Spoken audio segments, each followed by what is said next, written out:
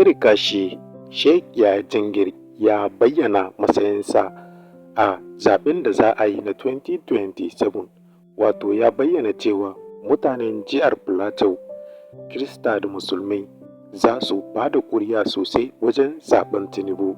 Ku saurari sabuwar jawabin da yi game da zaɓe mai zuwa. Tallahi billahi la ilaha illa huwa. Da inyamurai ne za su ba da mulki daban da Tinubu. Da Hausawa ne za su ba da mulki daban da Tinubu. Da Yarabawa ne za su ba da mulki daban da Tinubu. Dan bai ci ba a Lagos. Ko ya ci? To waye shugaban kasar yanzu? To waye bashi? Allah ne ya bashi. Allah ka taimaki shugaban ƙasa Bola Ahmad Tinubu.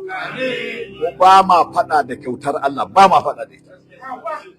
Ga abokan tafiya ta aikin haji da wani ga rugunsumin zaɓe ya taho, na ɗauki wayansu daga ofis na ci ku zo mu je maka.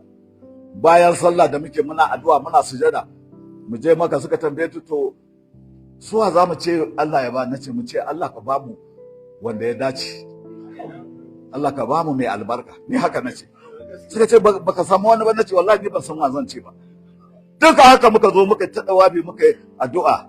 To ai ya wajaba mu yi wa kanmu kyakkyawan zato. To da muka zo muka ce Muslim. Tun da ake kamfen na siyasa a Najeriya, ku gaya min fatin da ya zo ya ce a ce Muslim ban da su Ahmad Bola Tinubu da Kashim Shatima da su Alhaji Sani. Akwai wanda ya taɓa faɗan haka? Mun faɗa ko mun faɗa ba? Yahudawa na so, Turawa na so, Kiristocin na so, munafukan musulmi na so, ƴan cinye kuɗi na so. Ya ci ko bai ci ba? Wayansa ne ya bashi? Wa ya bashi? Alhaji Sani ne ya bashi? Wa ya bashi? Ko kuka bashi? Wa ya bashi? Wa za mu gode wa? Allah, alhamdulillahi allazi bi ni'matihi tatimmu salihatu.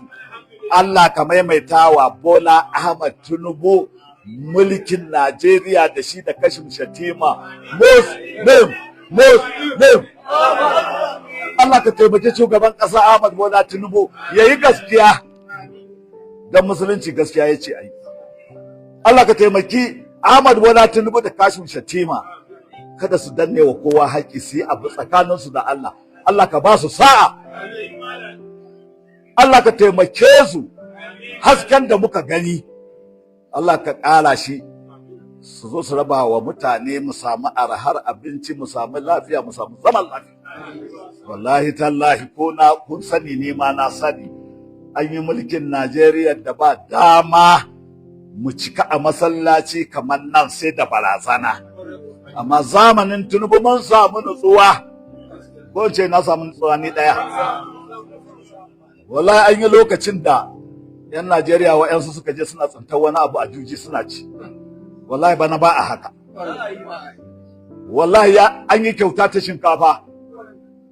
Allah ya sa ni ma ya ban. Amma ni ko san na kyautar shinkafar.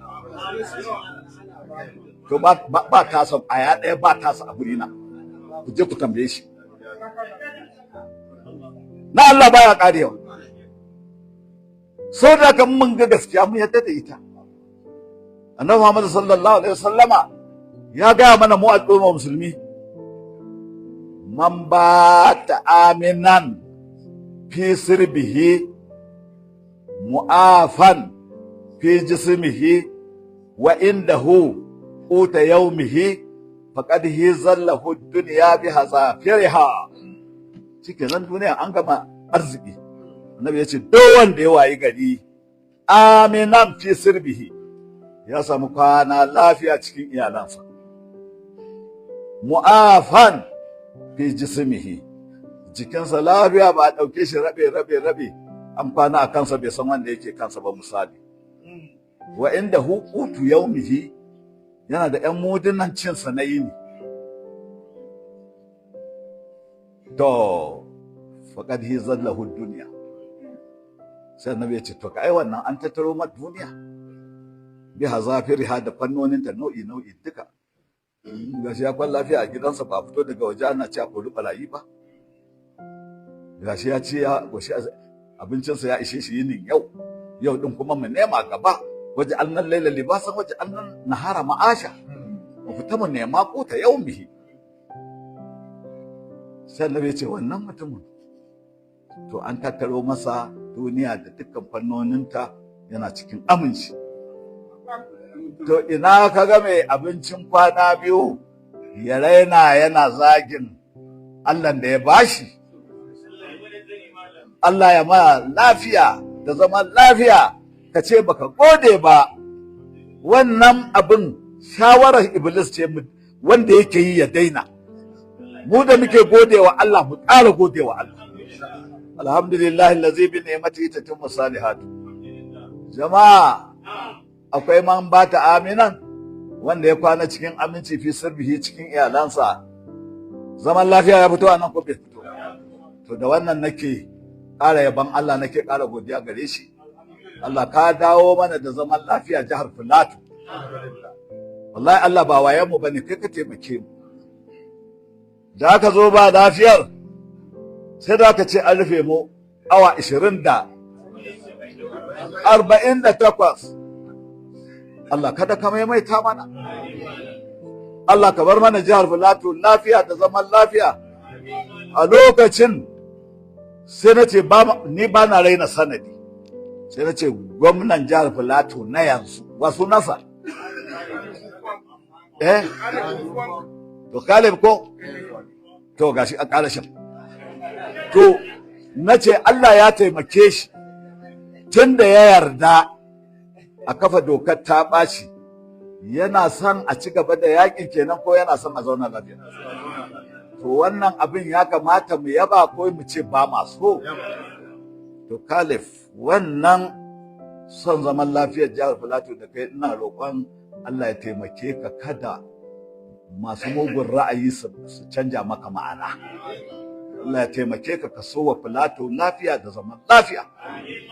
Allah ka cire kabilanci a jihar Filato. Allah ka cire kabilanci a Najeriya.